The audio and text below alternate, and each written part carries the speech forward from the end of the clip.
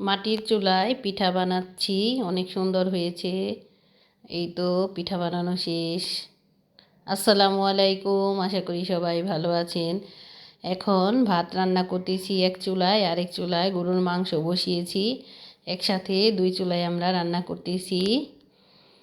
এই তো অনেক গরম, এর জন্য দুই চুলায় রান্না বসিয়েছি যেন তাড়াতাড়ি হয়ে যায়। মাংসটা কষানো হয়ে যাচ্ছে আর ভাতও ওই দিক দিয়ে বলক এসেছে।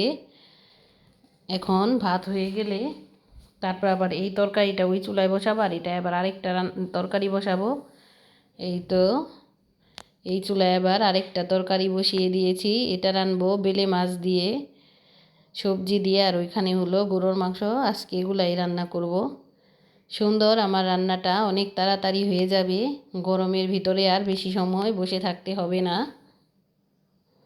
তো গরুর মাংসটাও ঢেকে দিলাম, এটাও ঢেকে দিব। এখন কিছু পিঠা বানাবো, আর আজকে পিঠা বানাবো দুই সাজে। এই তো একটা সাজ আর এটা আরেকটা সাজ। ওই তো হয়ে যাচ্ছে পিঠা, অনেক সুন্দর হয়েছে। প্রথমে 5টার ভিতরে বানিয়েছি, ওইটার ভিতরে বেশি বানাইনি, দুই সাজ বানিয়েছি। তারপর আবার এটার ভিতরে সবগুলা বানাচ্ছি। অনেক সুন্দর হচ্ছে, এই যে দিয়ে দিচ্ছি।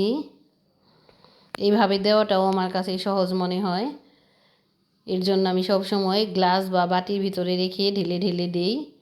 এই তো পিঠা সব বানানো হয়ে গেছে, এখন ঘরে নিয়ে এসেছি। এখন আব্বুকে খেতে দিব। পিঠাগুলো কেমন হয়েছে আমাকে সবাই কমেন্ট করে জানাবেন। আমার ভিডিও ভালো লাগলে সবাই সাবস্ক্রাইব করবেন, লাইক দিবেন। অনেক সুন্দর হয়েছে পিঠাগুলো, মাটির চুলায় অনেক সুন্দর হয়, একদম কষ্ট হয় না পিঠা বানাতে। এখন গরুর মাংস দিয়ে সবাই পিঠা খাবো। এই ছিল আজকের ভিডিও। সবাই ভালো থাকবেন, সুস্থ থাকবেন। আল্লাহ হাফেজ।